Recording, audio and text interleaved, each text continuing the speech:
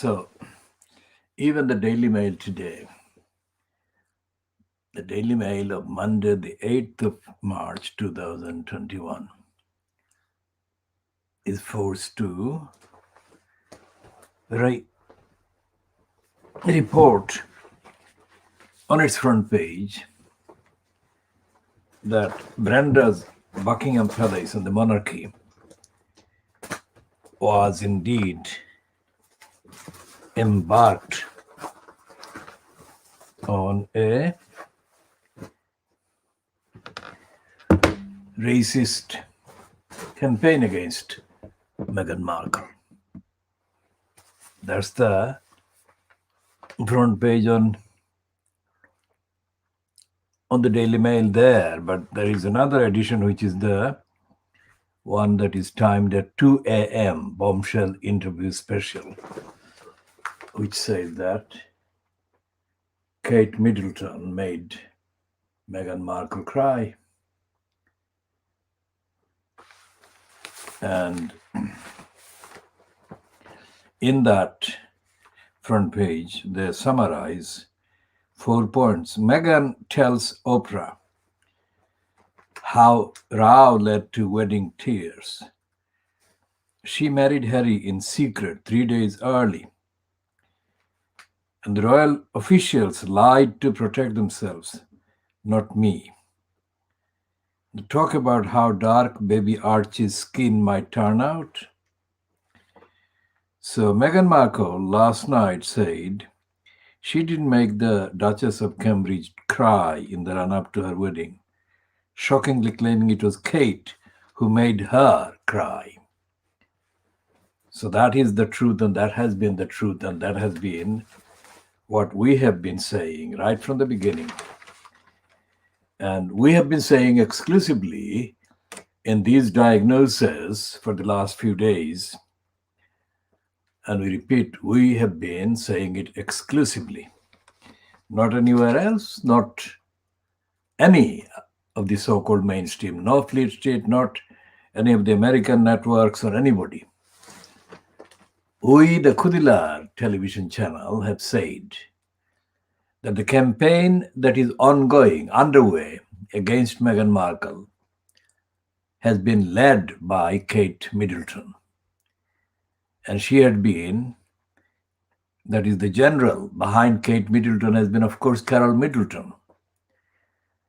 And Brenda, the so-called Queen Elizabeth II, has been the main front in the attack.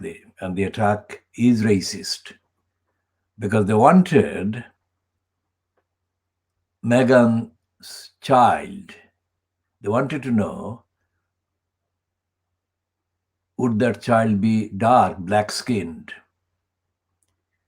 Well, there is no kind of need to go into the details of the explanation as to black skin and white skin. And that is what. And the other shocking thing, which only Meghan could reveal, was that she didn't grow up knowing about the royal family. So anyone who wants to know about racism wants to know and watch this interview, not because it's going to reveal something new,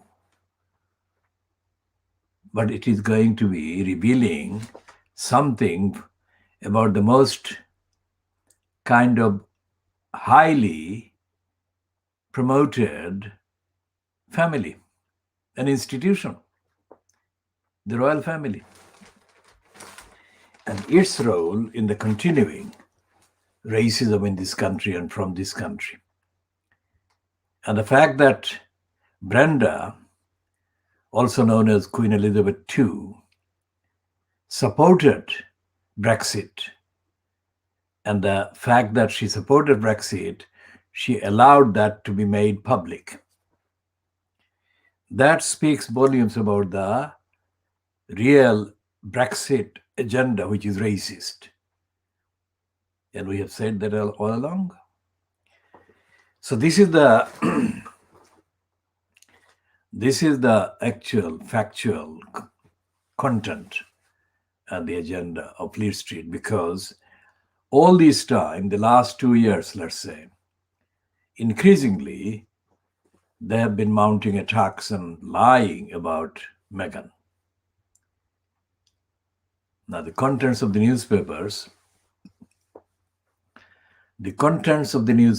whether they're Fleet Street or anywhere else, are not accidentally there. Contents of newspapers are there as intended. Okay? And the contents of Fleet Street have been intended to have been hostile to Meghan because she's a black woman, or a woman with half black parentage.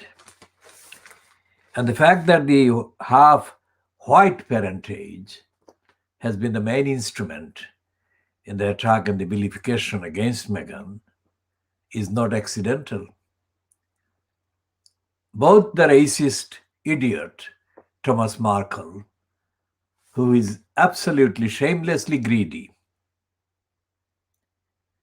as are his or white children, or as is his white child. Thomas Markle has become the most villainous, selfish, immoral, shameless person in the context of this campaign of racist harassment. It is surprising that Meghan didn't commit suicide, because she has spoken about the fact that she felt like committing suicide. She's only a human being. So, this is absolutely priceless confession by the Daily Mail, not the confession about the contents of the front page, but the fact that they have run this front page is confession about the racist role. In the last 2 years, and I have been having to examine the contents and the role of the papers extensively, in a way that I don't know anyone else to be spending as much energy and time and resource in looking at the contents and the role and the impact of the Fleet Street newspapers. This is part of my moral and ethical commitment and stand against racism and against corruption and against lying and vilification and all the rest of it. And at every stage, I have sensed that there is an operation going on. It's not like some kind of accidental leak or something coming out and giving the Fleet Street papers a shocking kind of item. Fleet Street papers, especially the likes of the Daily Mail, have been involved in the operation against Meghan Markle. That's what I'm saying. And nothing that Private Lie has published has actually told the truth, because Private Lie has played exactly the same role against Meghan Markle that Private Lie played against Jeremy Corbyn. That is to say, that despite the fact that they have got a section, Private Lie has a section called Street of Shame that is supposedly investigative kind of section containing various errors and kind of inaccuracies and selfishness that goes on among the newspaper executives and newspaper reporters, etc. That is to say, that Street of Shame is supposedly about telling the truth about the inside of Fleet Street, the newspapers. But there is no evidence that the Private Eye actually takes a politically different stand when it comes to serious issues like the suitability of Jeremy Corbyn and the ideology of Jeremy Corbyn and the history of Jeremy Corbyn, because what Private Eye has done about Jeremy Corbyn, remember, anyone watching this for the first time needs to know that I have known Jeremy Corbyn, not many times, but I have met him and I have been offered his comment about me. I didn't solicit that and I didn't ask for that. The first time I ever met Corbyn was at the Altabali Park in the early 1980s, where there was a public rally against racism. And I was the speaker before him. And when I gave him the microphone, Corbyn said, "I wish I could speak like you." Obviously, that is not a news to me. I mean, universally, people have said that I'm a very effective speaker. This is not something that I'm doing to add to my CV. I don't need to have a CV. But the point I'm making is that I know this man. But I also know that he is limited intellectually, not because of what he said to me about my abilities as he perceived, but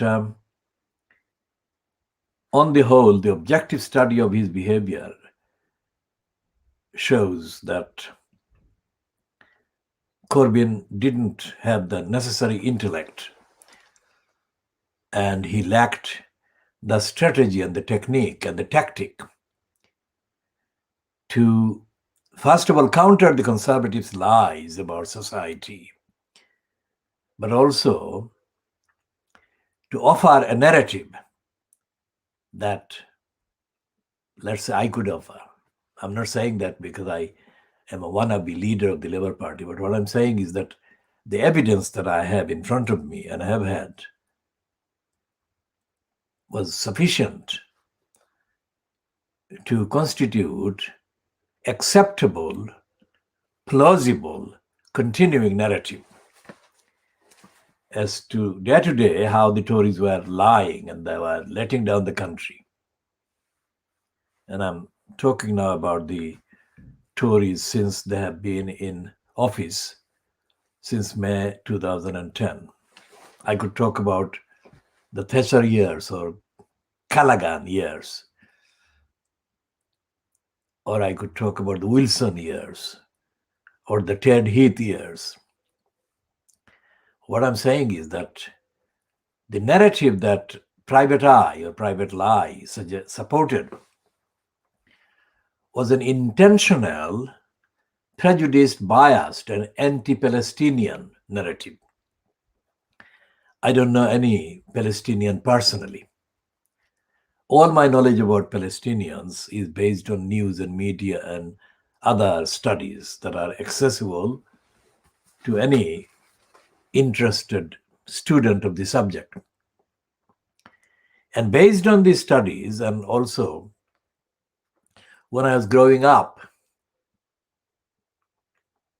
shortly after the destruction of Palestine in the late 1940s, I was hearing conversations taking place in our house where every day there was a kind of session on politics and society among the members of the family who were adults at the time. And everything I heard about the people of Palestine was absolutely based on the information that those people talking about Palestine had access to. And those times, even there was no radio transmit. So the main source of the news was newspapers. And the newspapers were kind of delivered by post the day after the date of the publication. So, but essentially the narrative about Palestine in those days, in those newspapers, and as interpreted by members of my family and adults who visited our house every day, consistently painted the picture that has now continued to be the reality. And the impact of what was happening in the late 1940s has been consistently the impact that were forecast by those people who met in our house and had the conversations.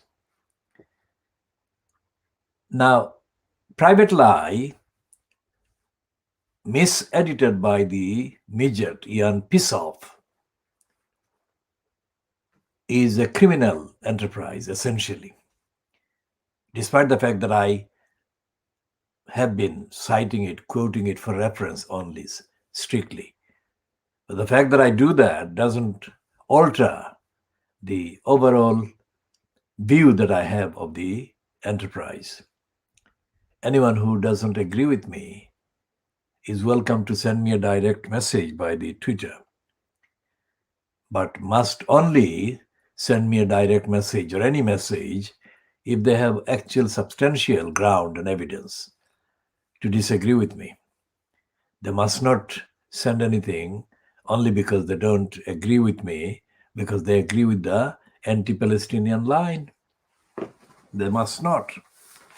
And I'm not saying this for any other reason other than the reason that the Palestinians on the planet Earth now, are among the longest suffering collected numbers of people whose human rights at every level has been robbed of them, looted of them, and they have been denied the kind of credit and support and solidarity that many lesser kind of suffering people have been given every time.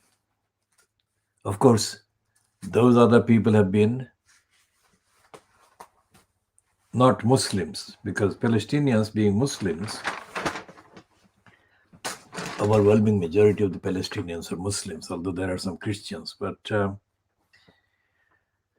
the solidarity that has been given to other people suffering, other minority groups or numerical minority or contextually identifiable minority people, have been based on universal values that are enshrined in the United Nations founding declarations and charters and the rest of it.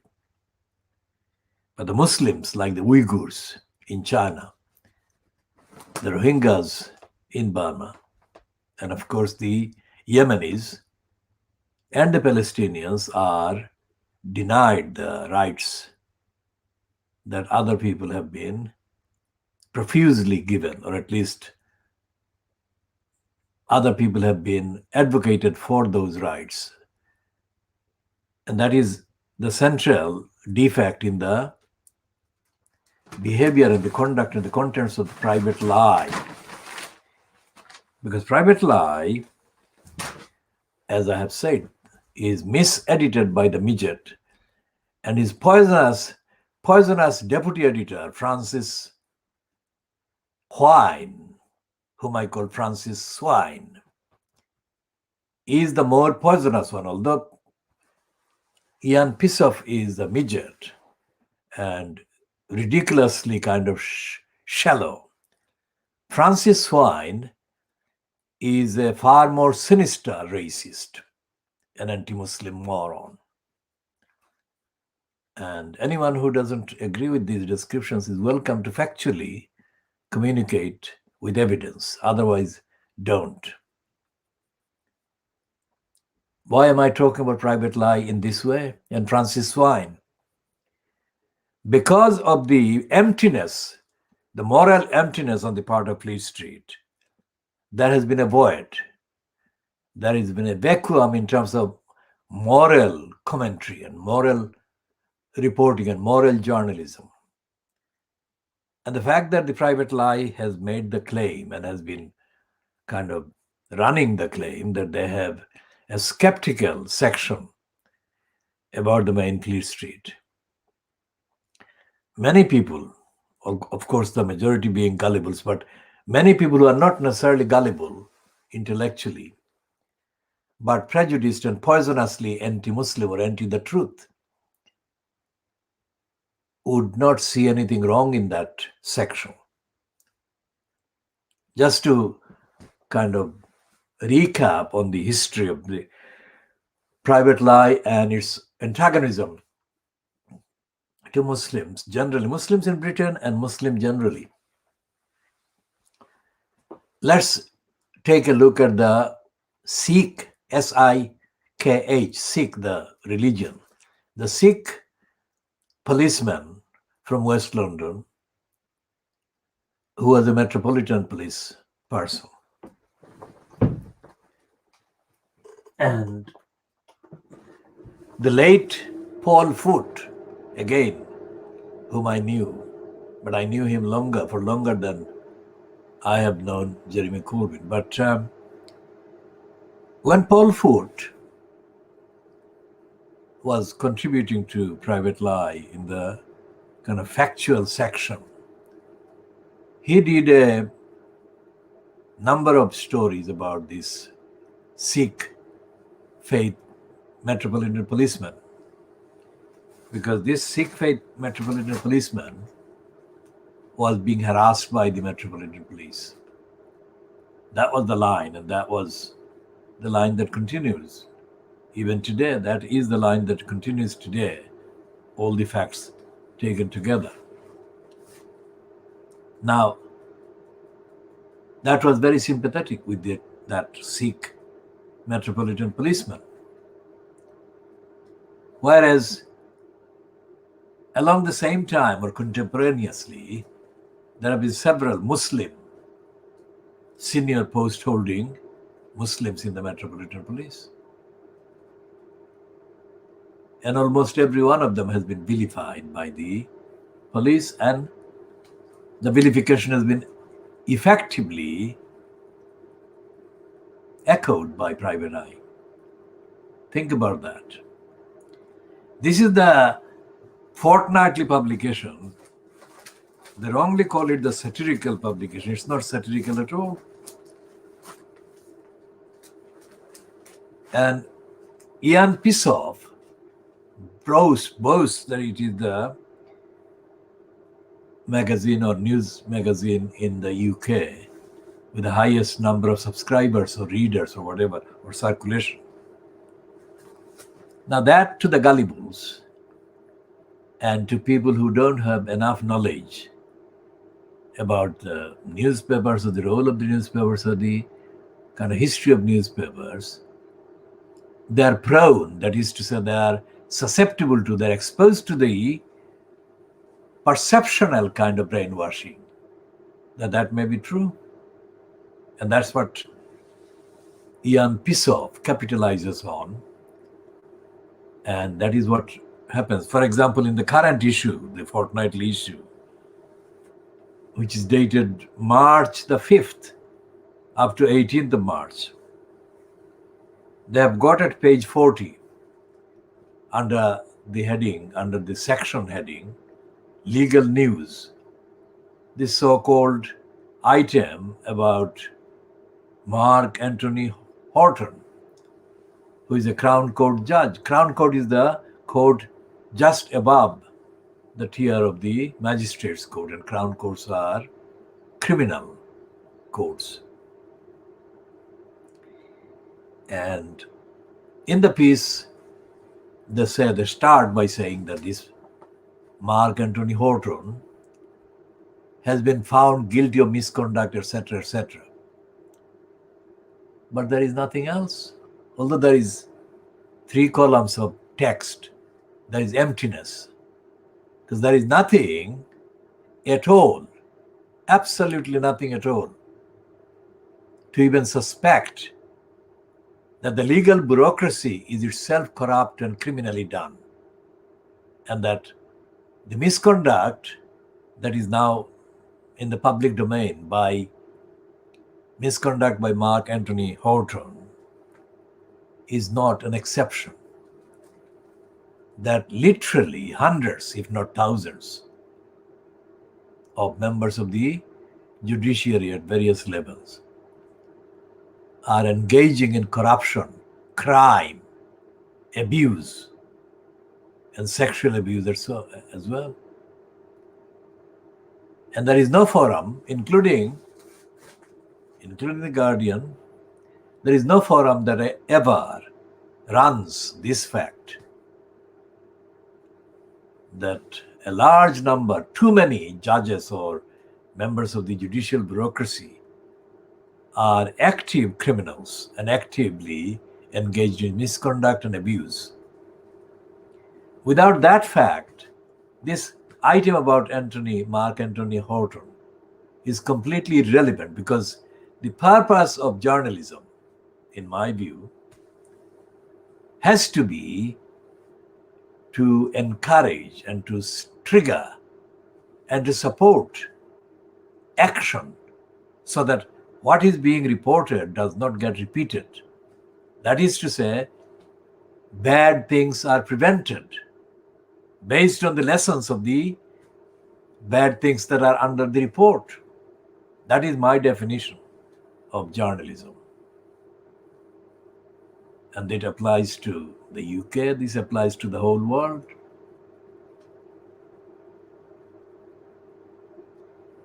And I have been a kind of student of the practice of journalism, if you like, for a very long time.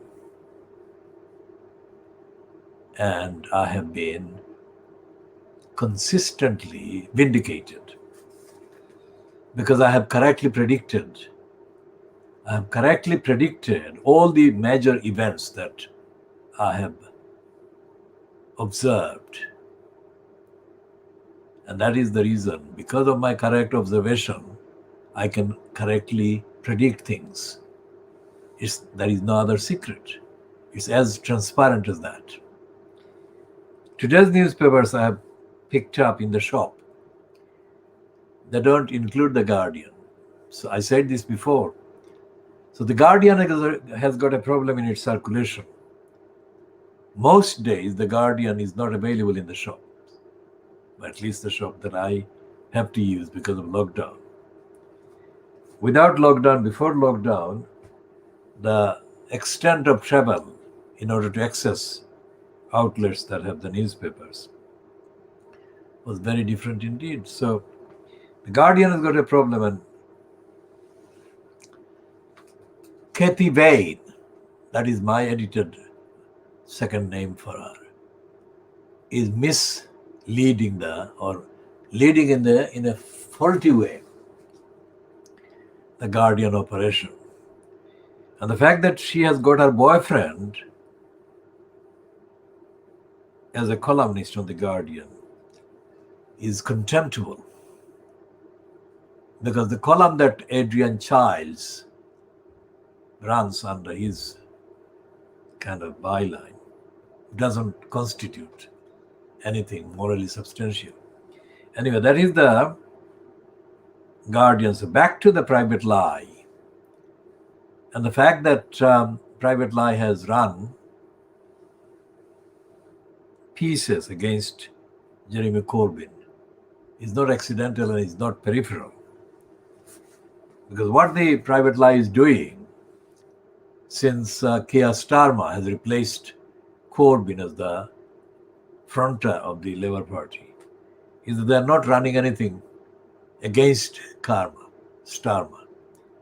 But while Corbyn was in situ, in place, in post, they were running what read like written by a kind of person who also writes a number of sketches in the, or kind of so-called humorous sketches and pieces for the Daily Mail group. It could be somebody else following the same style, but the pieces that they ran against Jeremy Corbyn, every single issue, were contemptibly, demonstrably evident, and as evidently linked with well-established propaganda operations being carried out everywhere against the Palestinians.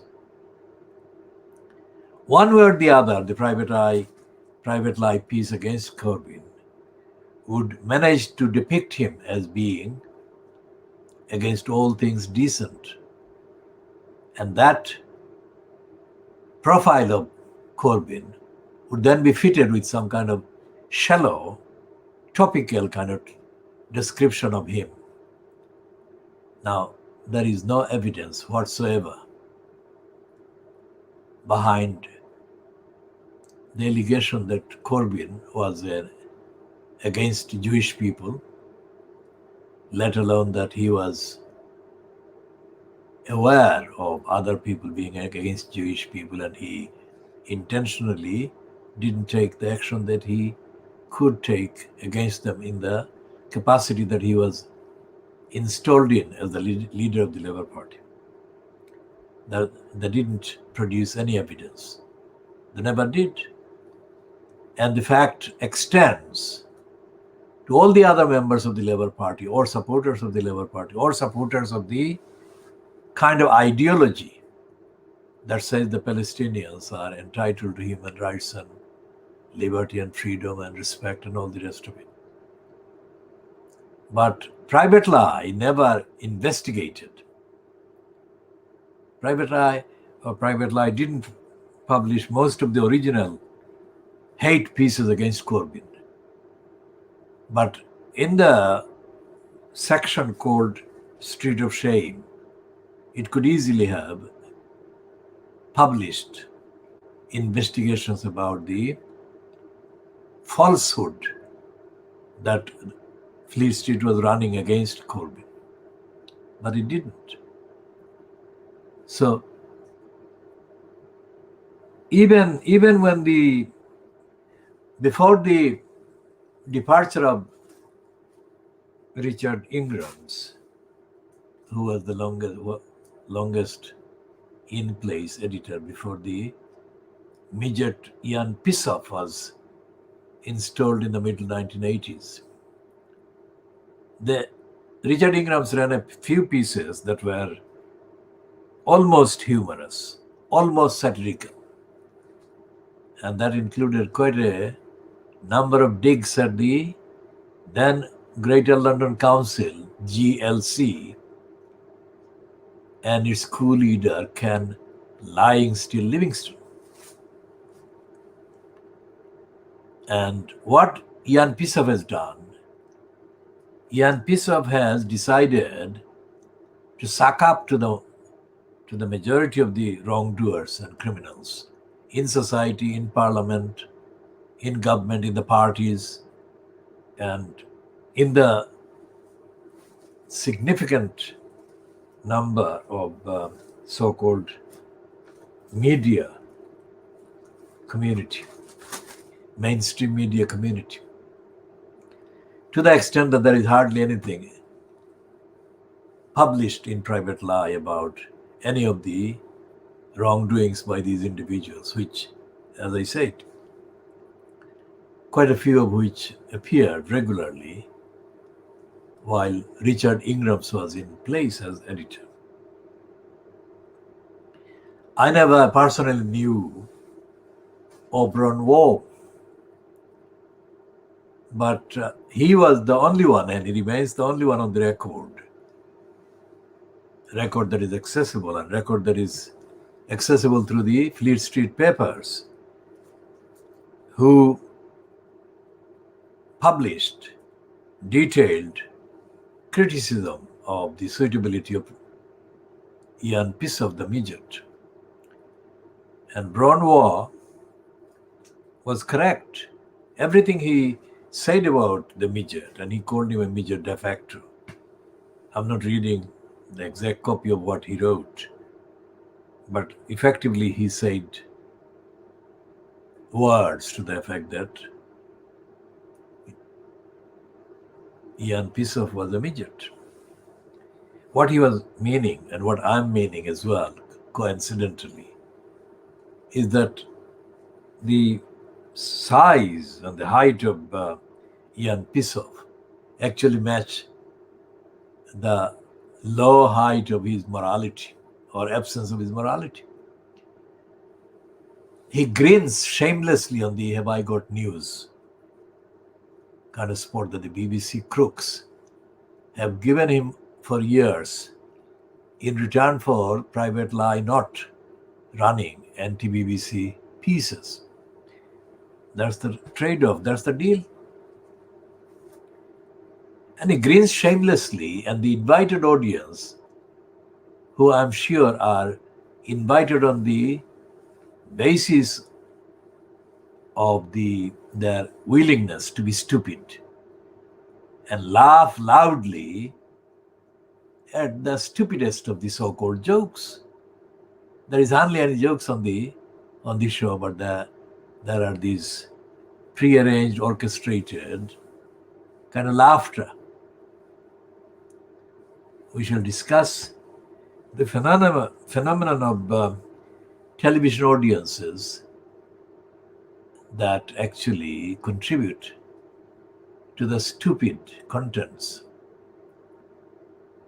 And we shall do that separately, not in, because it will have to have various examples that I'd have to mention, and it would be taking longer than is available in one single part of this diagnosis of history. They have got a small kind of 1/4 of a column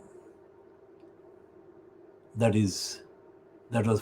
was started actually to mock Fleet Street's Daily Express columnist Jean Rook.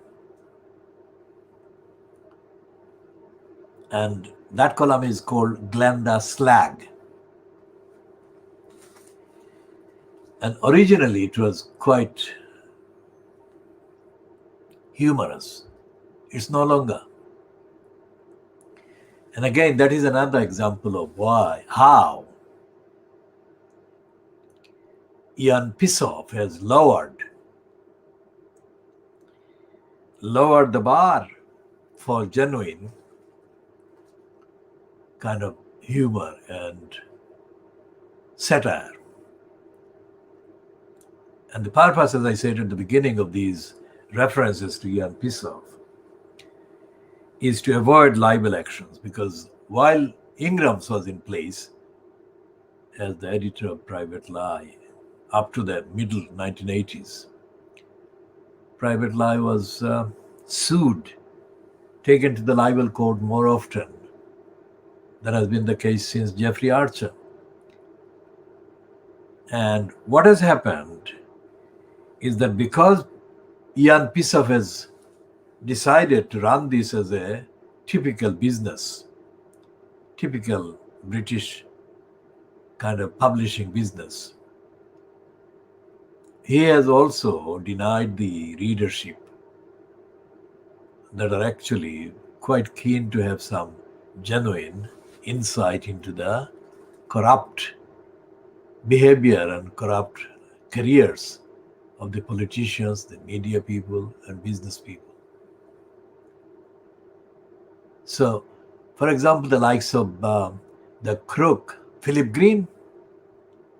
I mean, Green's purchase as de facto prostitutes of all the celebrity women. There is a whole long list of the celebrity women who have behaved as prostitutes. Well, prostitution is not defined as including all aspects of sex, let's say. But these women may or may not have slept with Philip Green. But regardless of the actual details of the contracts between them and this punter, they have been exhibited as prostitutes because he puts his arm around them. I mean, he is married officially. So therefore, that is not consistent with his being married. And he has done that with too many of the so-called current celebrity women in the USA and in the UK.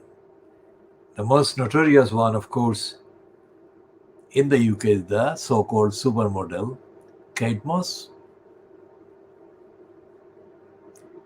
I'm calling it prostitution. Let anyone who disagrees define prostitution and tell me with evidence, facts, commentaries, studies. But Private Eye has not investigated any of these prostitution acts. Because had Private Eye been investigating early on, that is, years before he robbed the pension funds, then he would have been prevented from having control of the hundreds of millions of pounds of money that belong to other people. That is the point I'm making. That is the connection. Satire or humor is not any use for the sheer sake of it. It doesn't constitute satire or humor. It only becomes satire and humor in context. And the context is the moral framework of life and society. It shows that people like the crook, Philip Green, are indulging in behavior that ordinary people would not be allowed to indulge in. And that's the height of the audit, or the audit service that a proper satirical disclosure can bring about and do and commit and perform. So what Richard Ingrams was doing was a lot of references, even to the recently dead Naim Utterly Disgusting. Now, Naim Utterly Disgusting, those two words were put to him by Private Eye. Whether it was Bronwo or somebody else has not been definitively disclosed, but that is what made it almost satirical. Naim Atallah is a Christian Palestinian, was given the name Naim Utterly Disgusting, and that is almost satirical. And that had the effect of conveying the personality of the utterly disgusting Naim, who was forever telling lies and making up his image in order to ingratiate himself to the racists in whose company he craved his time and so on. So Naim Utterly Disgusting was indeed the body in which the utterly disgusting mindset was carried. And I think Bronwa would have been aware of many of the things that were disgusting, utterly disgusting, in the fabrication that Naim Atallah indulged in order to, as I said, ingratiate himself with the racist establishment. Now, since Richard Ingrams wrongly gave the editorship to his kind of protege, Ian Pissoff, the kind of source of some humorous fortnightly kind of entertainment, if you like, and information, ceased. And it became a practiced source of racist denial. And as I said, so many Muslim members of the Metropolitan Police, holding many senior posts, have been denounced by the Metropolitan Police with clear racist intention and agenda.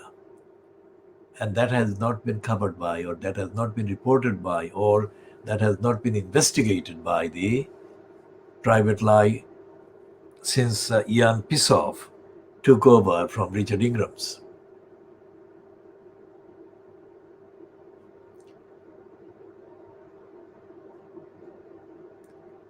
And the same applies to the, as I said earlier, Private Eye's decision to let Keir Starmer off, unlike their attack every fortnight on Jeremy Corbyn on flimsy and corruptly devised kind of pretexts. They have allowed Keir Starmer off the hook and not devote anything like a single one that they had devoted every fortnight against Jeremy Corbyn. As I said, this is a fair, objective assessment. I'm not a fan of Corbyn, as I've said, and I don't have to be a fan or anything to point out the truth about the role of the anti-Labour Party, anti-Palestinian private lie. So you've got, in general, in the British society now, in British politics, so-called, a huge absence and vacuum of ethical and democratic and overdue opposition to the corrupt and the racist and the illegal and the unlawful behavior of Boris Johnson-fronted cabal. You have also in the media an emptiness. And Parliament is a complete embarrassment.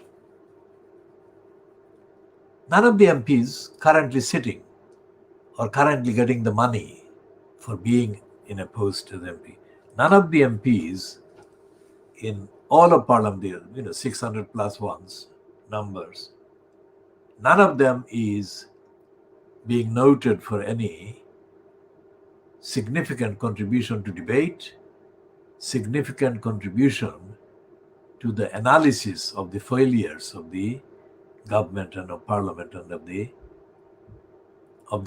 in terms of the needs of the most in need people. And that this fact, this vacuum exists, is not being pointed out by any commentator in Fleet Street. None whatsoever. And this is the kind of collected kind of set of institutions that constitute the UK, the name UK internationally, which still trades on the assumed level and image that this is a superior country in these regards, in the media, in terms of parliament, in terms of democracy, in terms of social care and accountability. And there is no bigger fan base for this image than in the so-called former colonies, as the Hong Kong kind of, if you like, population and its activities proves. Because Hong Kong contains currently the most, that is the phrase coming, which is misleading, but pro-Anglo, pro-English kind of population. And they are coming in their millions. They have been given the blanket permission by Boris Johnson that as many as 3 million will be allowed.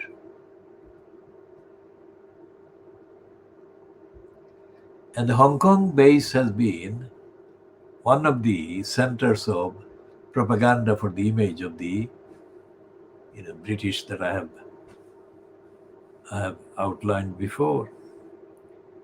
And I'm concerned about the welfare of the millions of people in this country that are owed support and are denied the support.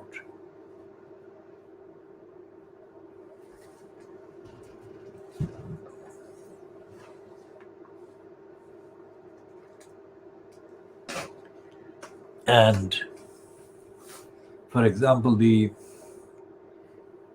series of controversies that have been highlighted, overhyped and overstated by the Brexiteer in Fleet Street about the various disputes between the current European Union and the UK, only highlight the racist,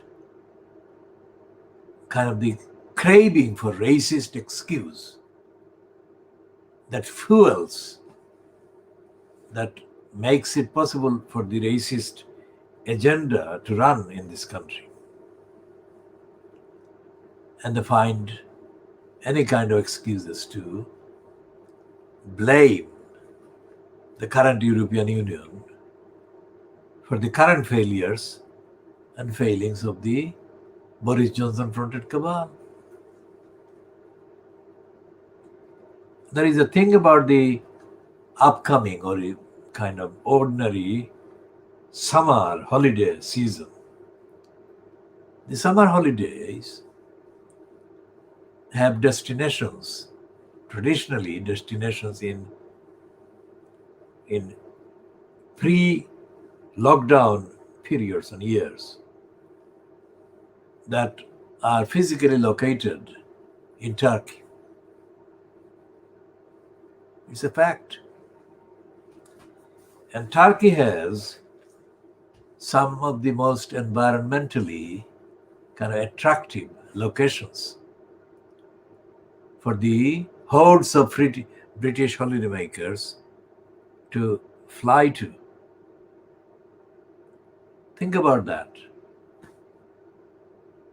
And none of these holidaymakers or their promoters, their agents, their recruiters, and their kind of providers of their service in terms of holiday making business and deals, none of them has ever,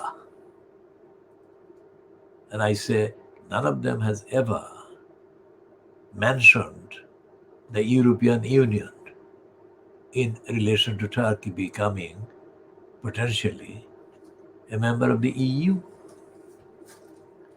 Most of the relationships between the majority of the British holidaymakers going to Turkey or going to Turkish destinations, most of the relationships have been positive, favorable, and to them, in a kind of ordinary language, enjoyable. So they have not had complaints. There have been complaints, and that applies to other destinations in other countries and continents as well. But the overall impression has been that Turkey has been a good destination, or Turkey's destinations for British holidaymakers have been good. Hence the popularity of those destinations. It's not my opinion, it is their behavior and their conclusions, their findings, and their votes by going there, that they think those destinations have offered pretty good deals, both as in terms of the price and the cost, and also in terms of the entertainments which they seek. And many of the British holidaymakers have become personally involved as kind of personally like boyfriends or girlfriends of Turkish people. That doesn't show that there is a distance between the ordinary British people and the Turks. And yet, so anti-Muslim has Brexit been that Boris Johnson and Michael Gove decided in 2016, or in the run-up to the June 2016 referendum, to hype up the danger of Turkey, the threat that Turkey posed to Britain. That was the one single most important name that they picked. And it was a lie, because they said that if the people still remained in the UK, in the European Union, that then things will become even worse for the British, because millions of Turks would invade Britain directly as a result of the European Union membership.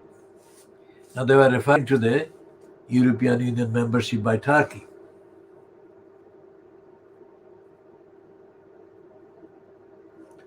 But the fact is, the truth is, and the truth and the fact were, even as that lie was being perpetrated by Boris Johnson,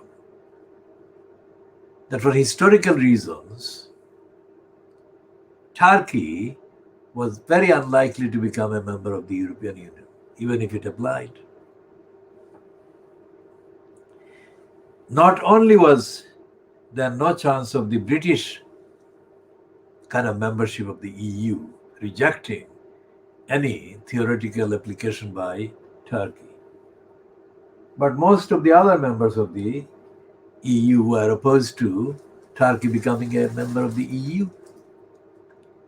That was the single biggest lie that Boris Johnson and other Brexiteers perpetrated on the gullibles and horrified them with the prospect of Turkey becoming a member of the EU, against all evidence, against all facts. So this was something that was extraordinarily significant. And the central pivot and the central trigger that made the difference in terms of swaying, influencing too many people to vote for Brexit, based entirely on the fear that if Brexit didn't happen, then Turkey and the Turks would take over Britain.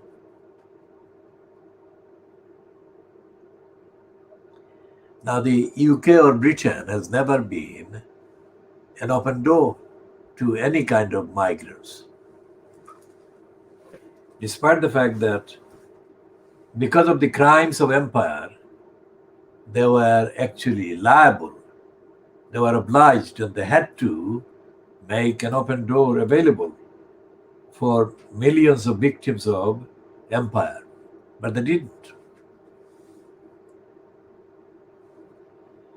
And they didn't even open the door during the late 1960s, early 1970s, when 4 African countries expelled Asian people living in those countries. Asian people mainly with British connection, British citizenship and so on. One was Kenya, one was Tanzania, one was Uganda.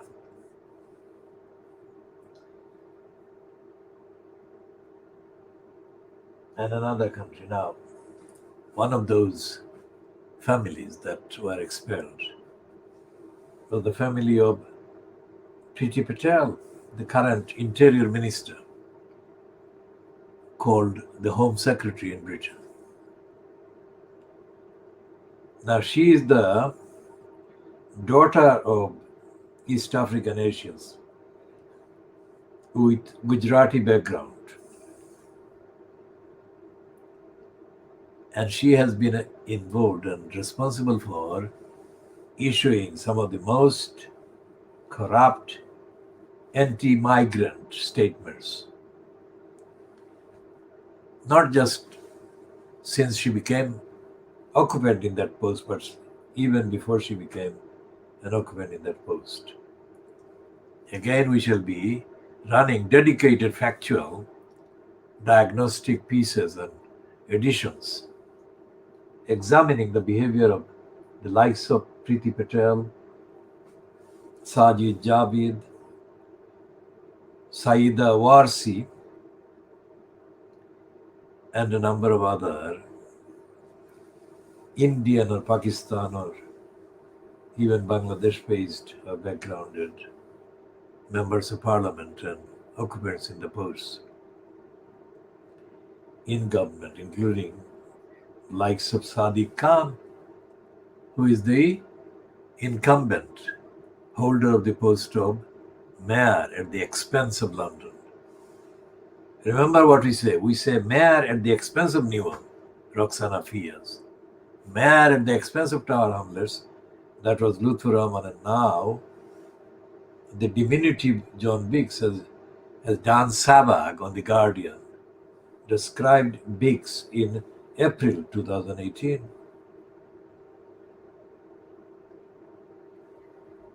So the purpose of journalism and the purpose of telling the truth and the purpose of getting the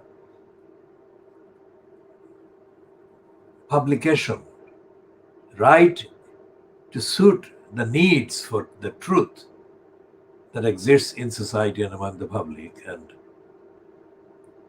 that has not been pointed out by private lie. Well, Jan Pisov has been in post for more than 35 years, and he has not done that. And I shall discuss his role in destroying Muhammad Al-Fayad's attempt to revive the Punch magazine. And if I can summarize the role of private lie in the context of Fleet Street, I can safely, that is to say, there is overwhelming evidence for saying this, that private lie has betrayed the people who have been lied to or lied about by Fleet Street. And that betrayal, in the biggest part, has included the fact that private lie is edited by a pair of anti-Muslim, racist liars and crooks. And this I say advisedly also about Francis Swine.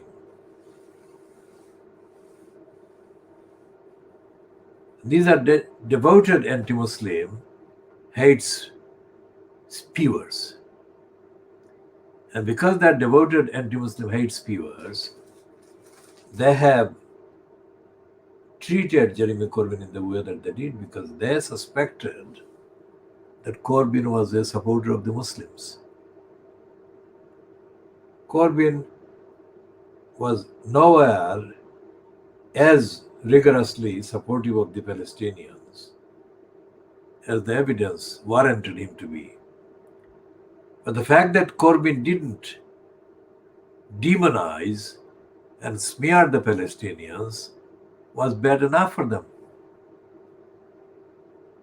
So they joined Trevor Kavanagh and other criminal racists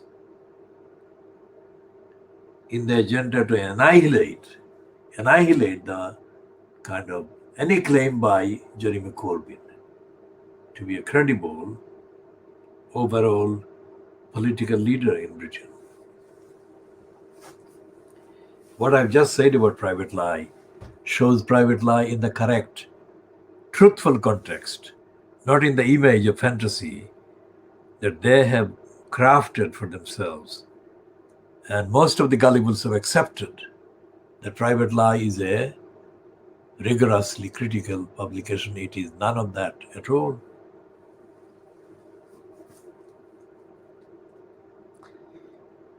And the reporting of private eye or by private eye of Girpal Vardi, the Sikh man who was the police man in the Metropolitan Police, who was framed by the Metropolitan Police. The positive coverage in private eye of Girpal Vardi is to be contrasted with the very negative coverage of all the Muslims, ex-Metropolitan Police persons or not. And that would give the viewer, anyone viewing this, direct access to the evidence that I'm basing on. So when I say that this program is the world exclusive diagnosis of Fleet Street, I also mean that the likes of Private Eye, which have got Street of Shame section, fail to come anywhere near diagnosing the Fleet Street that I'm doing and we are doing on this program. And the same assertion, factual assertion, applies in relation to the contents of the agenda operated by the Glasgow Media School, the Glasgow University Media School. and the lesser known ones, including the Cardiff University Journalism School and the City University Journalism and the National Council for the Training of Journalists, NCTJ, and what they offer. Going to the universities, nothing exists. Nothing exists at Oxford or Cambridge, or any other university in England that comes anywhere near to what we are doing. Neither in the tutorials, neither in the agenda, neither in the other kind of programs. Nothing that exists at the or is available at the Open University comes anywhere near what we are doing. And we shall talk about Open University in due course as one of the most racist and corrupt institutions. I mean, it was founded by, or it was mainly established by Harold Wilson. But most of the potential, most of the prospects, most of the touted for benefits to knowledge and learning and enlightenment have been defiled and denied by the racist operation of the Open University. And again, I mean, everything that I discuss has got an empirical component, and I have enough empirical components to diagnose the corruption of the Open University. And we shall do that in due course. The Open University has had a racist from South Africa as the Vice Chancellor. And that is empirical because I had encounters with her. So we shall be going back to private lie and say that the fact that it has got no running kind of commentary, critical commentary against Keir Starmer as compared to the very hostile and venomous column every fortnight it ran against Jeremy Corbyn, is betraying the people in this country, because there are hundreds of issues every week, issues that are in need of urgent attention and public focus in terms of health, in terms of poverty, in terms of homelessness, and in terms of the public safety of all levels. And of course, in terms of the failures by Boris Johnson-fronted cabal of service to deal with the pandemic. And private lie is not reporting, it's not covering the thing. The one point that I have to mention here, again to those who don't know the British kind of society as residents and as members of the population, is that a number of people who write pieces that get published in private eye are people who belong to the Morning Star, the Communist Party. Now, the private lie is edited by a right-wing conservative. That's what Ian Pissoff is. And Francis Swine is not notorious as a right-wing conservative, but his ideology is very much racist and corrupt. So private lie has got a deliberate policy and an agenda to ignore and avoid running investigative pieces that could expose the corruption about the NHS, the corruption about the whole thing about Brexit, And they haven't run. They have not exposed Brexit, that the facts warrant, and that the facts actually substantiate and support. Now that's a disservice to the cause of society and telling the truth to society. And private lie jumps as a reflex action at the slightest opportunity to incite hatred against Muslims. And I said that there is a difference between legitimate kind of satire or satirical or humorous kind of response to any community, and there is an intentional engagement or indulgence in spreading hatred against a particular community. And private lie does the thing that falls in the second category. For example, in France, there are so many daily occurrences of racism against mainly the North Africans for historical reasons, but generally against other Africans and Asian people that are, for one reason or another, in France. There are hundreds of daily incidents of racism that the French authorities don't take action on, and the French media doesn't report on. But this is known to anyone who goes to France and is familiar with kind of the various social forces that operate. So, for example, when Macron recently raised the stakes and his anti-Muslim venom in order to stay in office, as against he thinks the likelihood of the fascist Marine Le Pen kind of getting ahead of him, he did damage to French society, and he exposed millions of people to hatred. That is very dangerous, irresponsible, anti-democratic, and hateful. But private eye completely ignores that. And yet when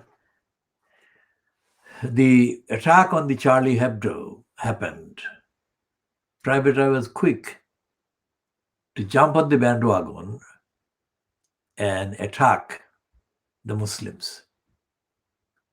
That wasn't necessary. That has nothing to do with freedom of expression. That was merely using that attack as a pretext to justify attacking Muslims and so on. My speech to the gathering that had happened in October 1976 in support of the Sikh, SIKH people in Edinburgh, in Scotland, first fortnight of October 1976. In my speech, I used the image or the imagery about freedom of speech in the context of the claim at that time being made by supporters of racists that any racist comment should be allowed to be made under freedom of expression. I said, I accept that. Except that, with the exception that any expression of freedom or any freedom to express any opinion must be conditional on the fact that there would not be the argument that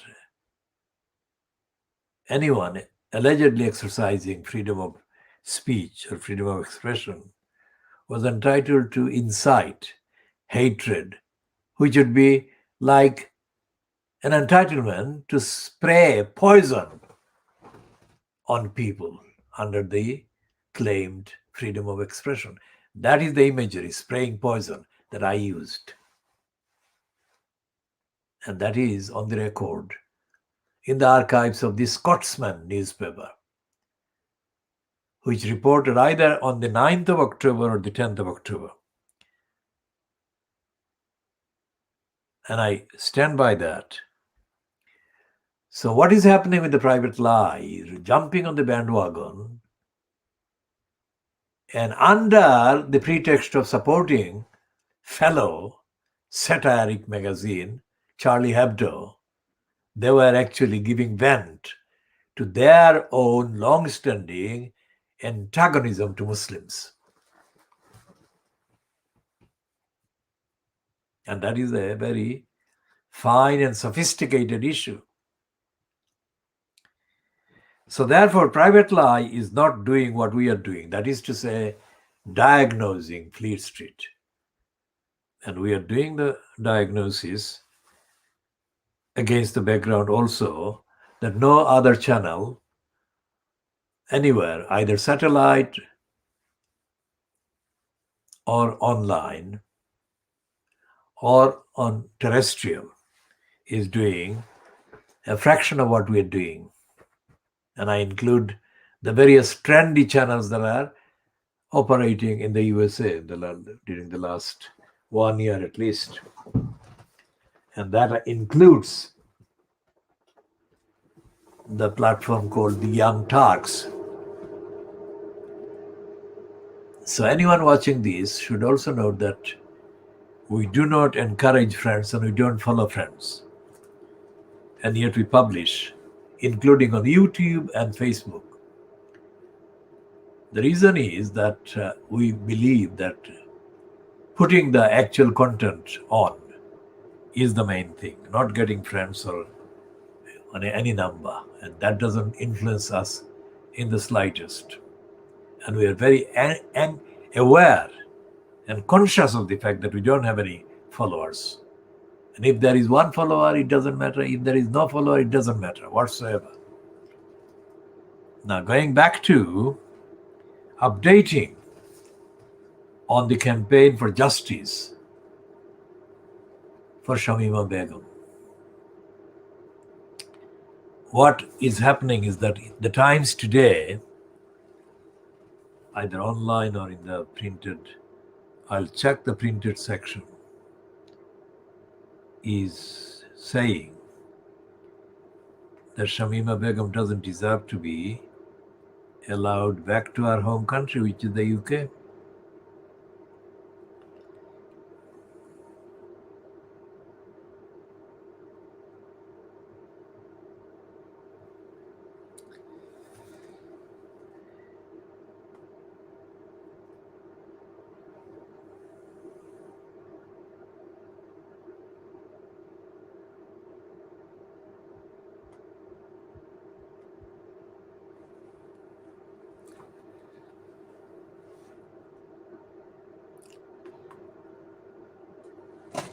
Let's check the Times and see if it has got that piece in the print content already or just online.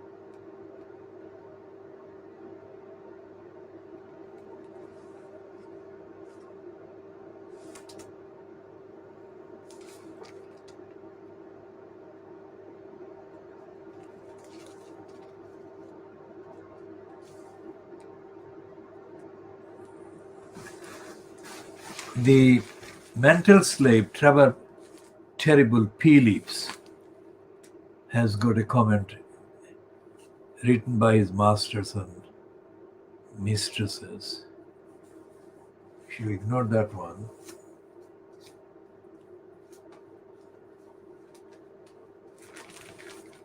and let's see what they're saying. Where they're saying anything against Shamima Begum.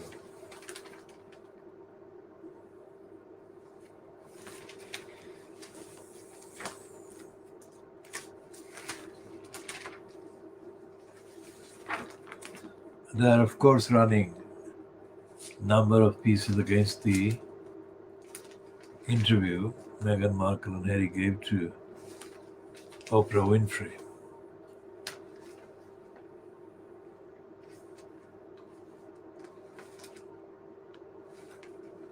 And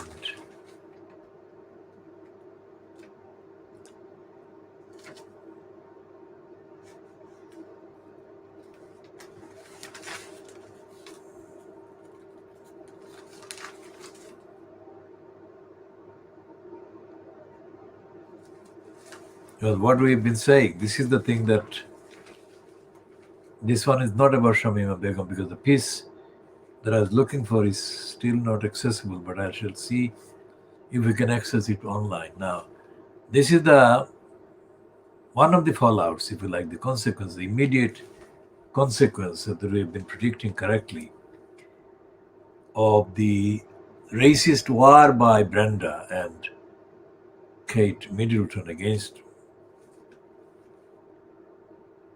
Meghan Markle is summed up in this heading. Palace, that is Buckingham Palace, braced for racial issue to hit global royal image. Now, that is absolutely true and the easiest thing to kind of conclude. But why do they bother? Why are they concerned about the fact that there is a global royal image? Why do they bother? Why do they care? Because according to the gullibles, the Little Englander morons, 52%, who actually don't recognize the existence of the world except outside of Little England. They think Little England is in every way bigger than the rest of the world, the whole world.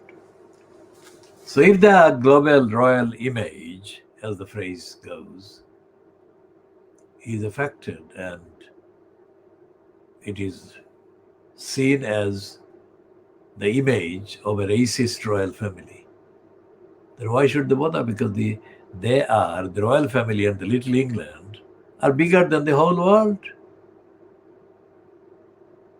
I mean, it is worse than Kafka. It is worse many times, many thousands of times worse than Franz Kafka. Anything he wrote or anything he could write. And as I said before, not necessarily today, but in a recent edition,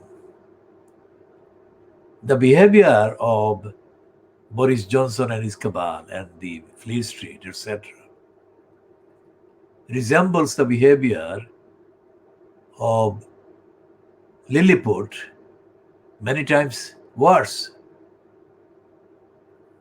than Jonathan Swift portrayed it.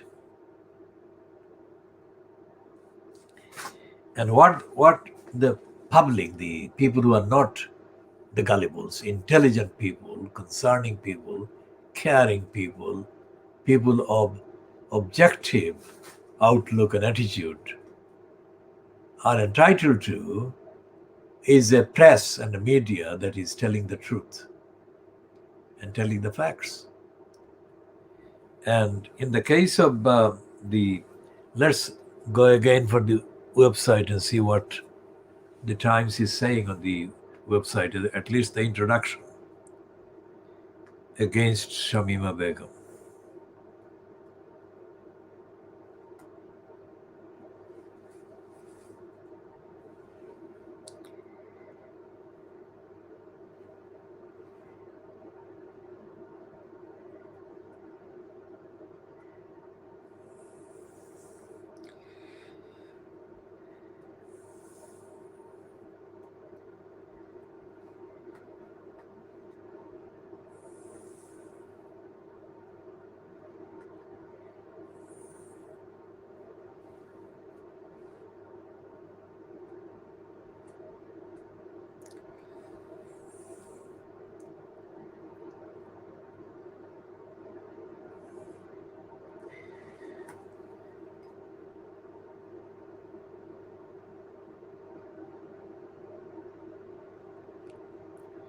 Okay, this is the piece that is timed 9 hours ago.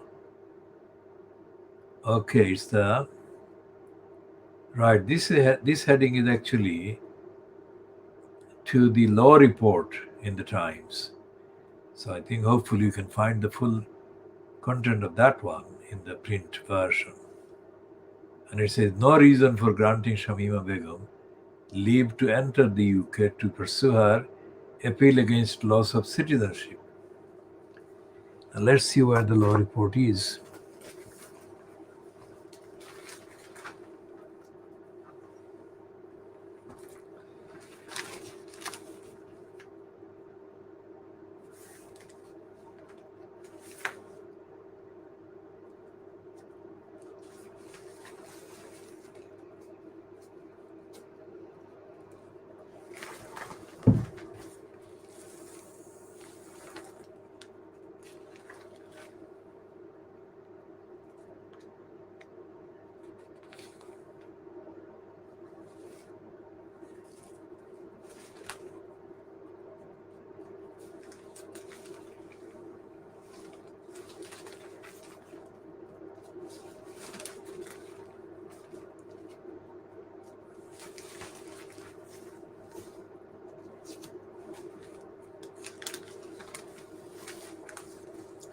The law reports is relegated somewhere to the back pages, I think.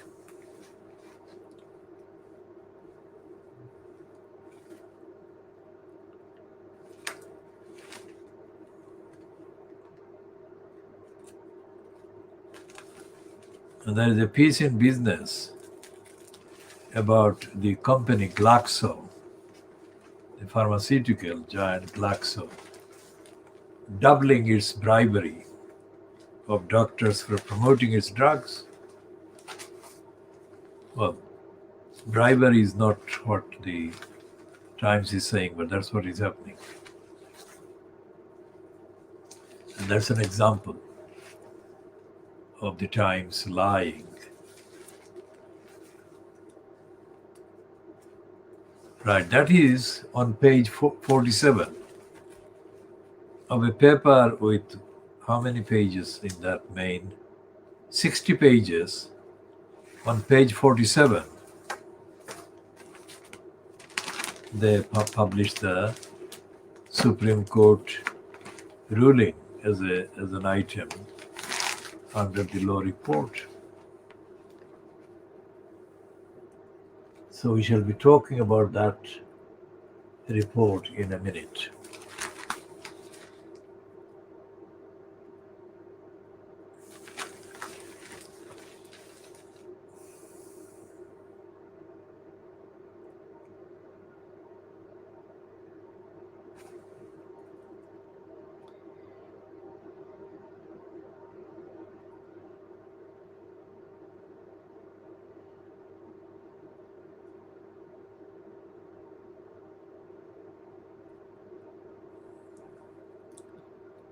And it's a completely corrupt content of the ruling. We shall be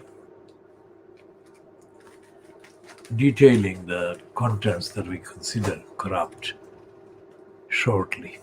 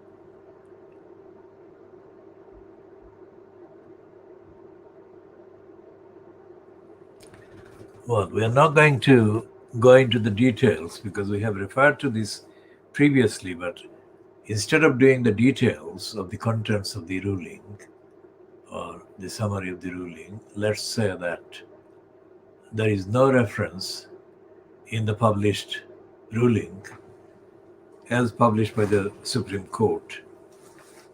There is no reference to racism, and there is no reference to any of the obligations the UK is under according to the UK's status as a signed up member of the various treaties, conventions, international charters, all of which relate to human rights, citizenship, and so on, and the conventions.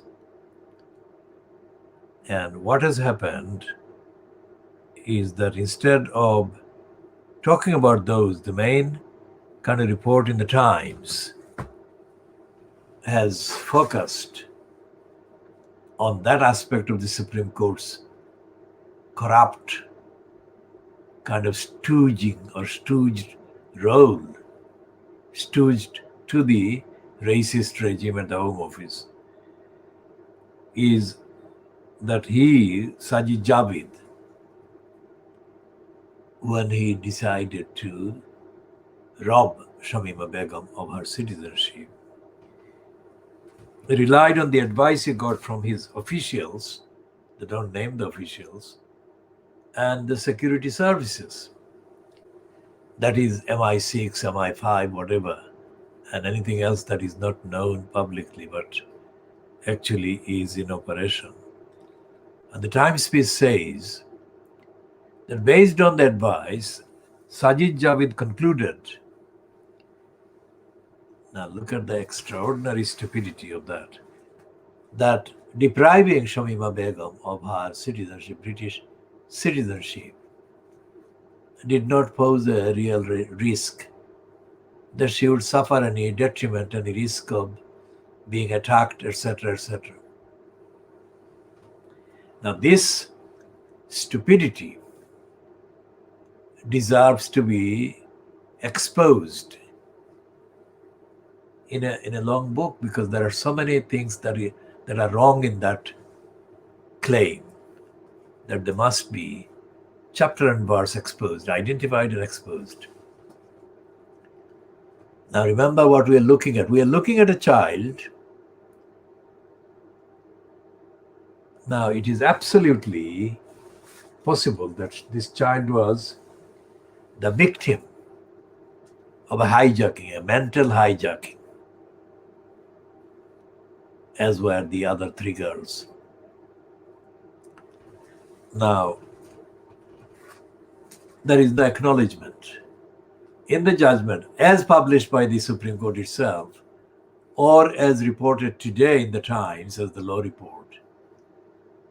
Is there an admission even to the possibility that Shamima Begum and the other girls could have been involuntarily engaged in that travel and whatever. But that is psychologically and that is practically absolutely a known phenomenon. So we come back to Tower Hamlets Council and we ask them, did they consider the possibility that these children were likely to be involuntarily snared or trapped or misled or misrouted in that way that derailed them from their life and carried them, took them to a place where they would not have been and they should not have been taken. And had they not been mentally trapped and hijacked, they would never even contemplate of going to any location, including that one where they ended up. Did Tower Hamlets Council do that? Did Tower Hamlets Council think about that, consider that? And if they did, what is the evidence of their considering that? And if they didn't consider that, why not? And as I said before, who, if anyone, among the paid employees in Hrs Council was or were in charge of doing the safeguarding the children duty over any of the years. And we start in October 2010 and continue up to the month that they were discovered and reported for the first time as having crossed into Syria. That is February 2015.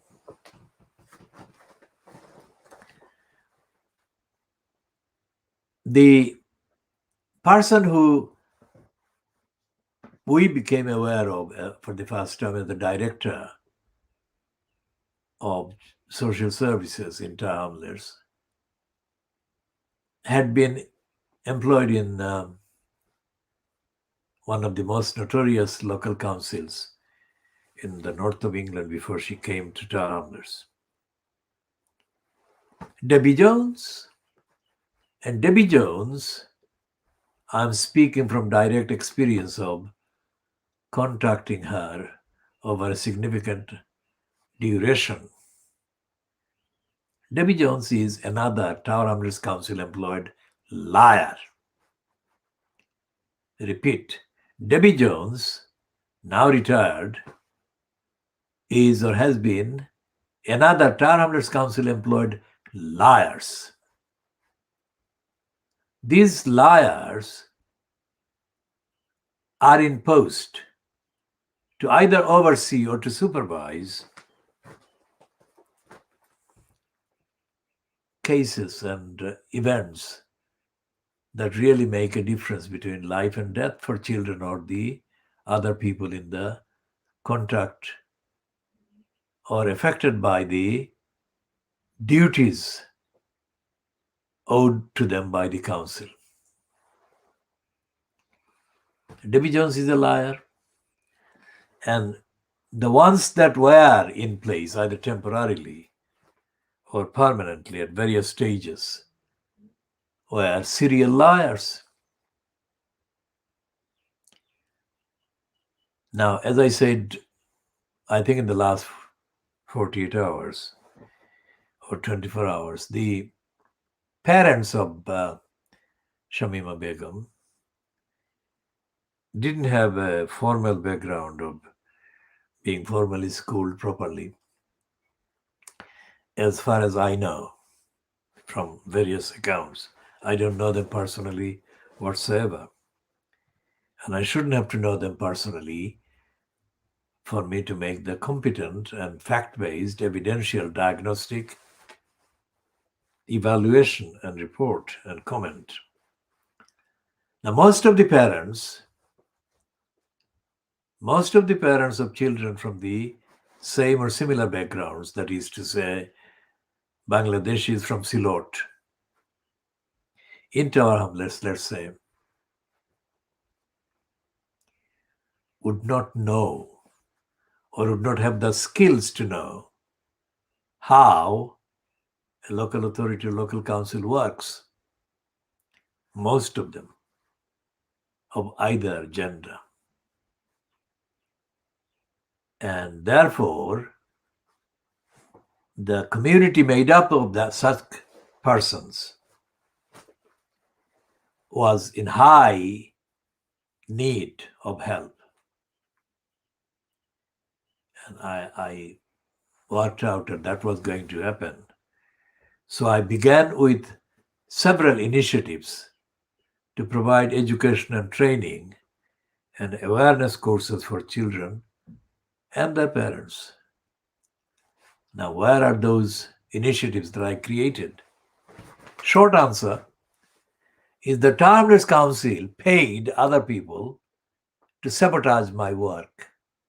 Think about that. So anyone watching this should think about very hard about what projects I have been setting up and how many of them have been absolutely proven to be kind of utmost importance to the lives of people, of adults and children in the community. And how, from early on, Tower Hamlets Council, successive administrations and regimes in Tower Hamlets Council have paid other people to sabotage my work. Now remember, these are work that are nothing to do with my career. These are real kind of services that desperately kind of denied people needed very badly. It had nothing to do with any career. And I didn't need to set up any career-based anything. What I observed was what was needed and what was needed very badly. And the reason why that was needed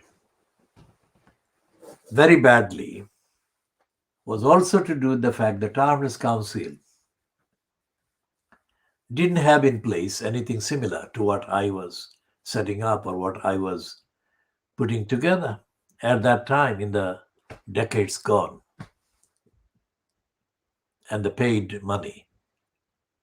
Like they paid 2 of the Bangladeshi liars in the 1980s to go around to the addresses of the parents and guardians of the girls at the Mulberry School, saying to them not to listen to me.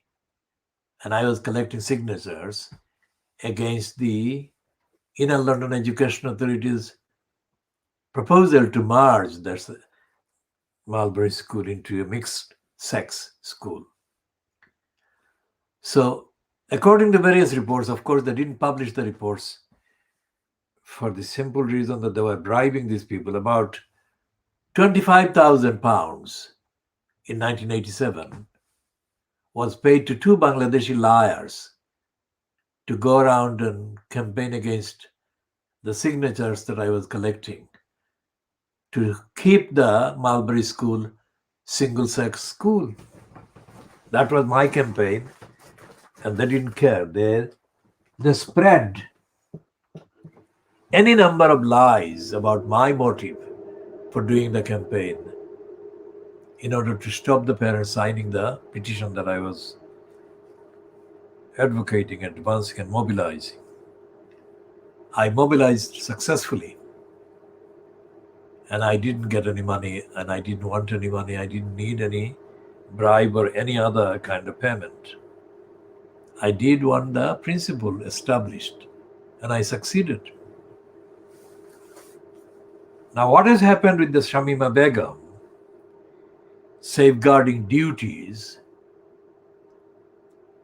is similar to bribing, because in the, let's say, substantive periods or years covered by or covering these girls, let's say when they were 10 years old until they were 15, until they were 14 and 15, let's say,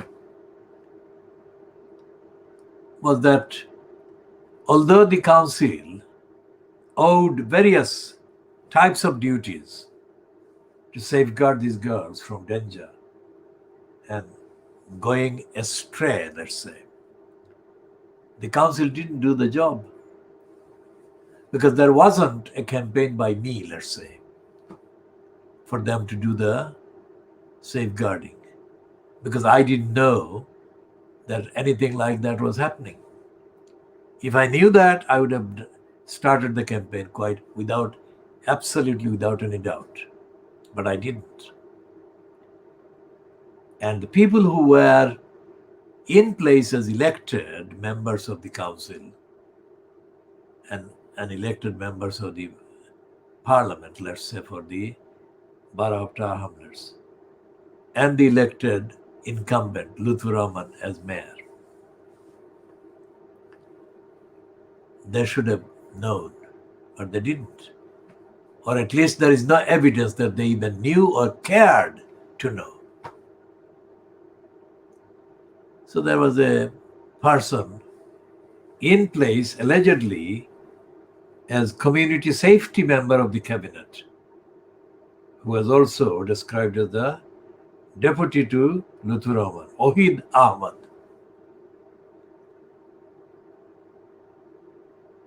And Ohid Ahmad did at least 5 or 6 walkabouts. And he promoted, or the council promoted, those walkabouts in advance as big events in the context of the council. And the walkabouts description each time included an extended, elaborate overstatement about the fact that the walkabouts would include, in addition to Ohid Ahmad, a number of the local or locally based police persons belonging to the Metropolitan Police. Now, the idea of advertising a walkabout in advance is absolutely stupid, because the walkabouts were being described in effect by Ohid Ahmad as the same thing as the police pursuing crimes and criminals and stopping them. Now, common sense says that that is not true. That cannot be true. If you advance, kind of publicize in advance, that a number of individuals belonging to the police or the council are about to hit your street at between 5 o'clock and 7 o'clock of a day, or whatever the time, you can guarantee that no crime or criminal would be committing the crime in front of those people, would they? So idiocy got a new depth of stupidity attached to it by Ohid Ahmad carrying out these stupid walkabouts with the police. It never, ever would happen that crimes would take place in front of the police. Unless, of course, Ohid Ahmad was, in his mind at least, substituting for real police the phantom police that can be found in the South India cinemas, where many of the crooks wear the khaki and pretend to be police while they are committing crimes themselves. I am saying that this didn't happen, but this is the nearest example analytically that I can offer to show how stupid Ohid Ahmad was being and Lutfur Rahman was being in publicizing the walkabouts. There are serious daily kind of evidence that the police, either in the metropolitan areas in London or in other parts of England, have got outstanding claims against them for neglecting ordinary reports about crime and criminality, especially those reports that came from or come from people of Asian backgrounds or African backgrounds and others. This is well known. That is to say, it's notorious fact that the police don't serve the people of African and Asian backgrounds in the same way that they would be serving if the communities making the complaints and contacts and phone calls were white. So what was Ohid Ahmad doing about the rights of Shamima Begum and her friends? If he was negligent, if Ohid Ahmad, the community safety person, was unaware of what was going on, then that sums up the absurdity and the absolute irrelevance of having a community linked person as the deputy mayor or elected councillor, or the incumbent in the so-called elected post as Lutfur Rahman was. Anyone who physically kind of observed for evidence gathering, which is what I did several times, the occurrence of the so-called mayor's cabinet meeting. It was an insult to intelligence. It was a grotesque insult to common sense. And it was a grotesque provocation to all sense of legality, constitutionality, democracy, accountability, everything. All the cabinet members in Lutfur's so-called cabinet were phantoms. They were not real kind of elected members of the council. They were otherwise, but when they were sat there around the table, while Lutfur Rahman outrageously pretended that he was a serious kind of democratic mayor, he wasn't. He could not be. He never will be.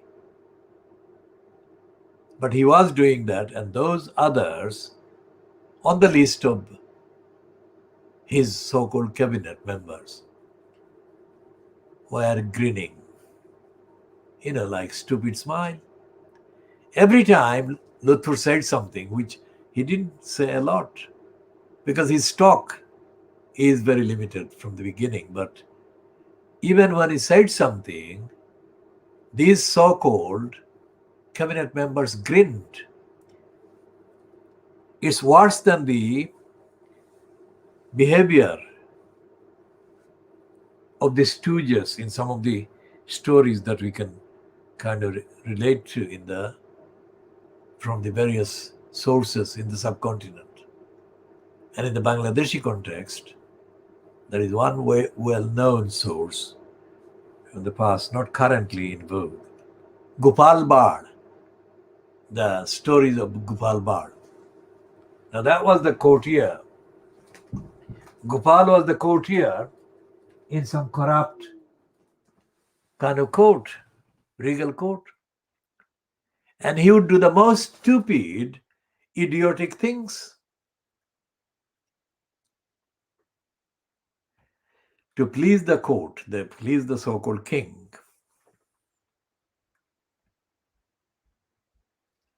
So what Lutfur Rahman created or was doing was running a Gopal Bar cabinet or cabinet of Gopal Bars.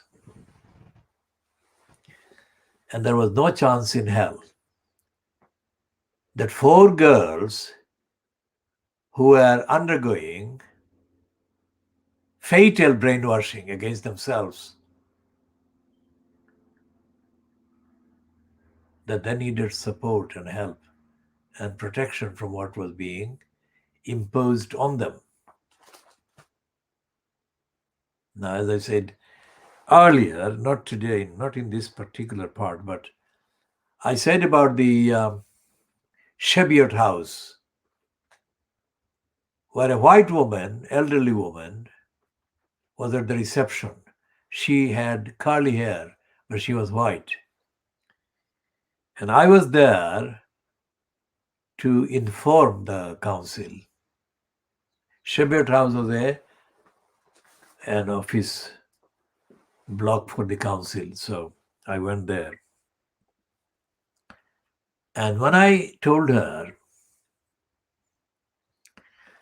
that one family that needed rehousing because of overcrowding, and the 2 of the children in that overcrowded housing or home couldn't do their schoolwork because of overcrowding. I didn't say they were brainy or what level of braininess they had. She promptly retorted without any hesitation that then their parents should not have brainy children. Think about that.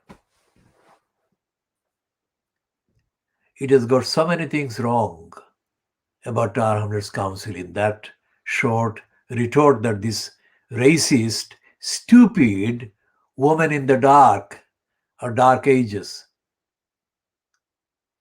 spouted. Now that is the background. That is the background perpetuated by Ohid Ahmed and Lutfur Rahman. Because, to paraphrase contextually with all the updated and later evidence and information and implications, Shamima Begum and the other three girls should not have been entitled to anything. Not especially from Tower Hamlets Council. So they could sink and they could go anywhere. They could go get radicalized or whatever. That's what was happening during October 2010 and the week that these girls were seen first time on the media as having crossed into Syria in February 2015. So the question is, for Ohid Ahmed, what was he doing about safeguarding children? Because he was getting paid extra for this alleged tag on him that he was community safety lead in the phantom cabinet, Gopal Bar cabinet, fronted by Lutfur Rahman. And we ask these questions, and we shall be elaborating on this question for Lutfur Rahman and Ohid Ahmed to join the others in the council who owe the responsibility to answer truthfully what they did when these girls needed all the help that could be available. And there was a framework of the council owing the duty of care to these children and to their parents.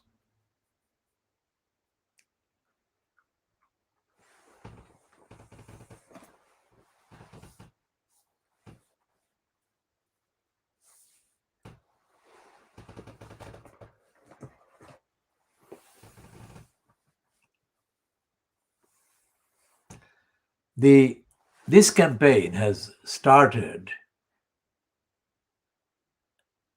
since the 26th of February in this way, because it is linked to the ruling published by the UK Supreme Court, so-called. But the campaign for awareness and about the accountability lacking has been an ongoing campaign by the Khoodeelaar campaign and the movement defending the community in and from East End of London since before the establishment of the Khoodeelaar campaign as such. I founded the Committee for Bangladeshis' Rights in the UK in July 1989.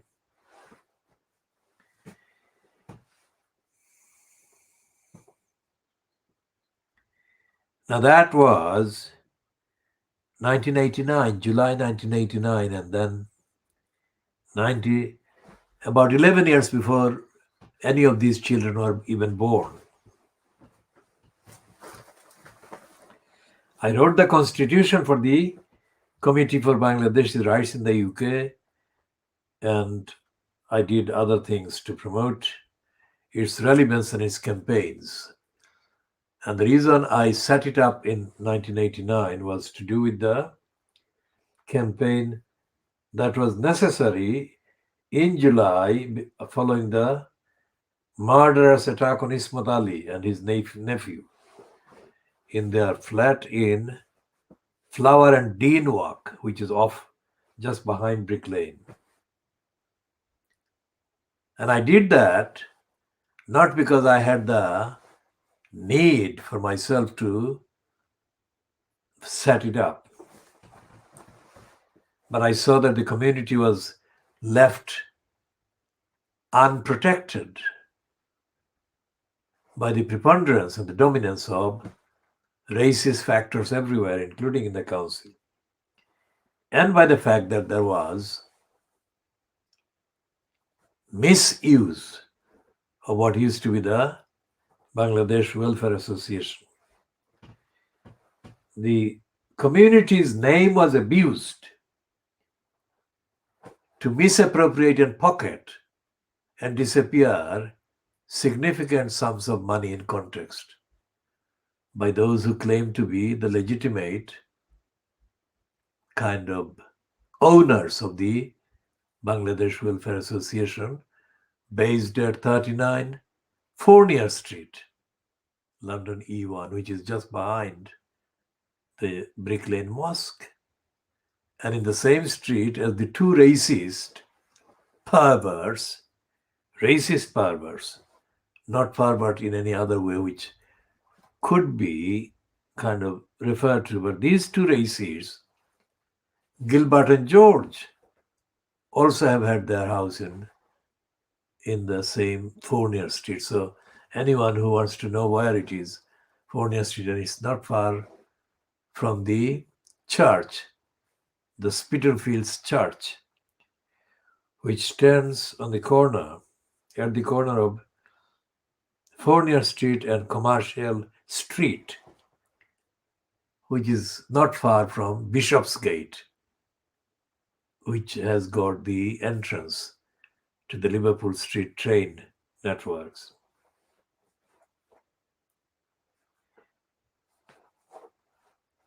So the Bangladesh Welfare Association, which I referred to previously, was originally the Pakistan Welfare Association. And since 1971, it became Bangladesh Welfare Association.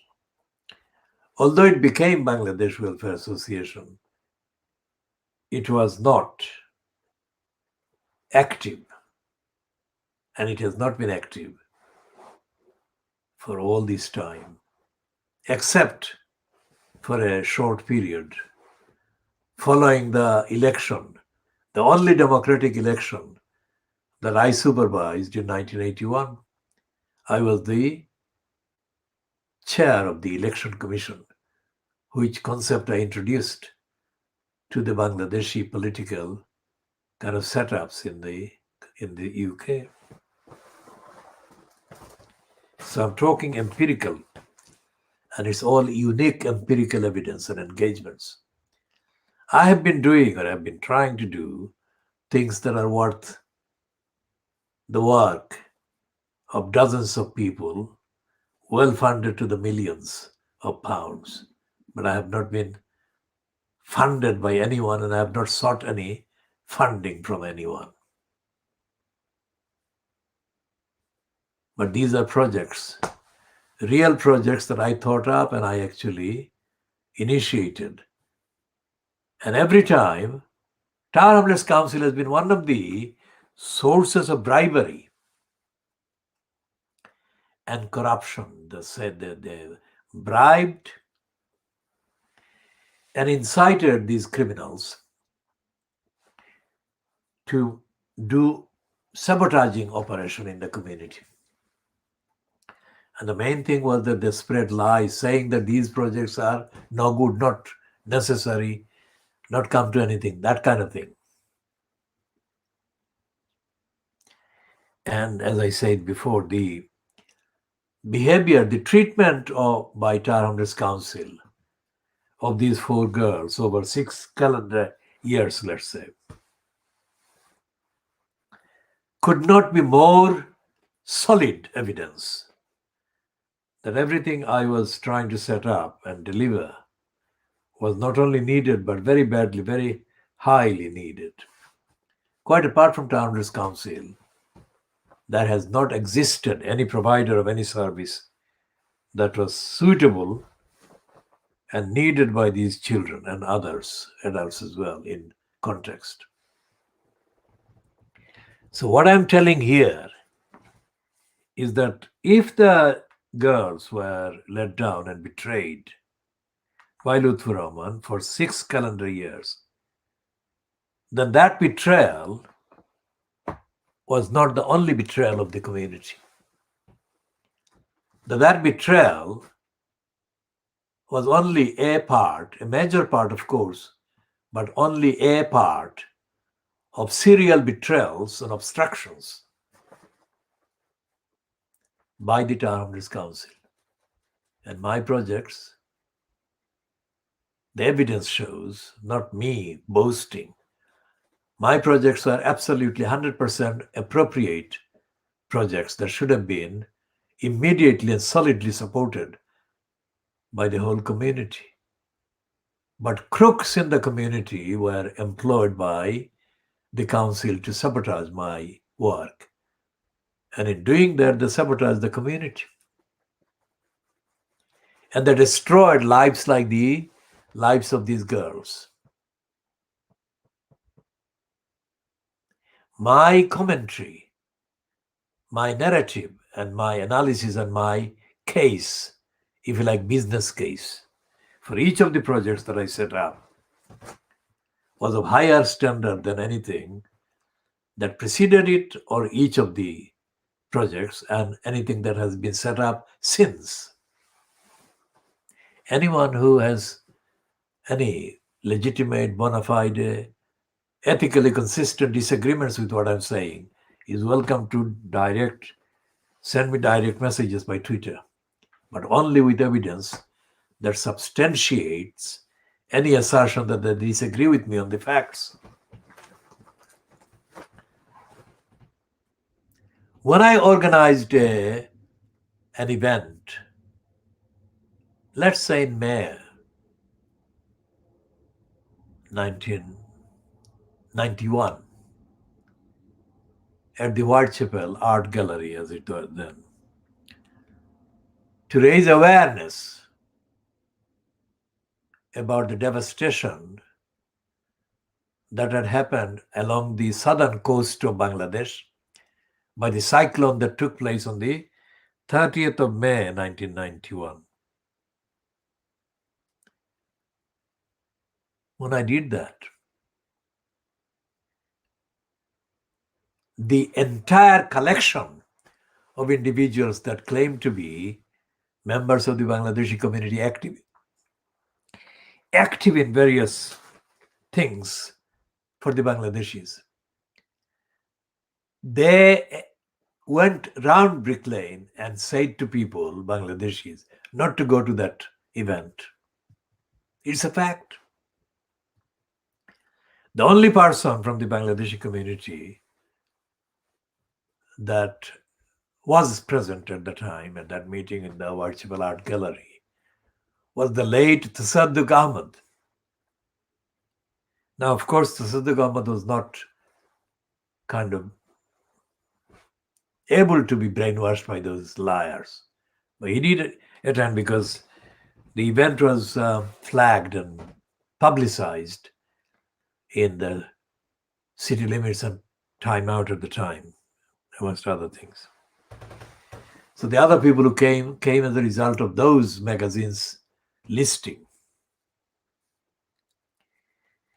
And one of the spies, I think, from the British government who attended left her telephone number, and I contacted her on that phone number.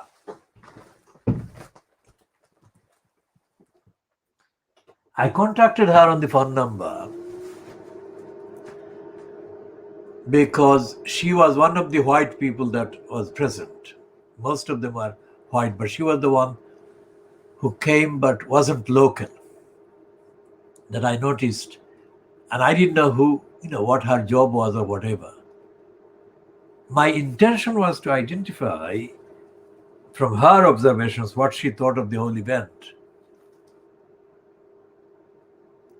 And because of the racist mindset, she obviously underestimated me and undermined the importance of what I was saying. So she was not forthcoming and she became unavailable. So I don't know what the people actually present at the event thought about the whole thing and the claim and the call for support, etc., that I made for the victims of the cyclone. But one party that I did have the kind of complete evidential access to, or I did have the complete evidential access to the behavior of one group was the people, or the number of people that were in control of the Whitechapel Art Gallery at the time. That was 1999, let's say. And to my astonishment, they turned out to be a bunch of racist morons and liars and thieves.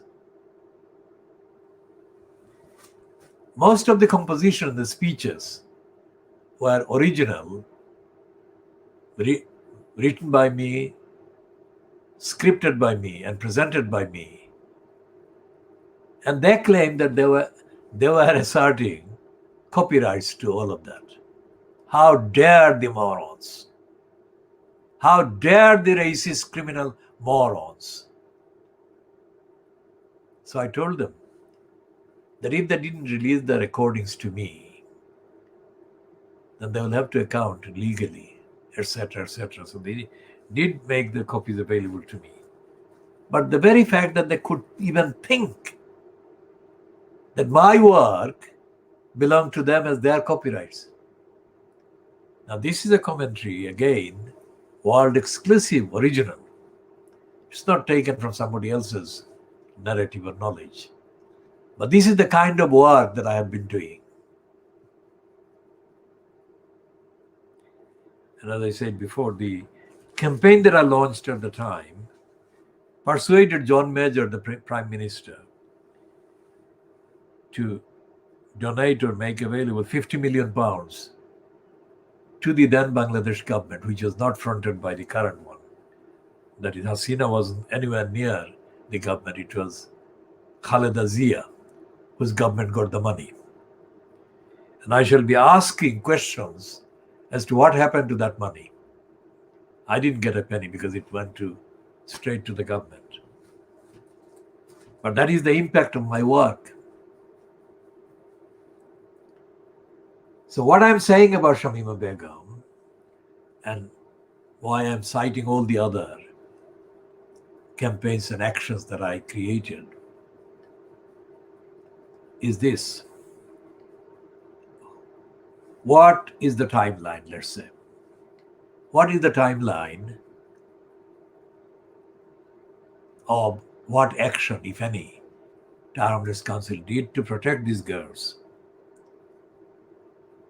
between October 2010, when Lutfur Rahman became foisted as the incumbent in the post of the corrupt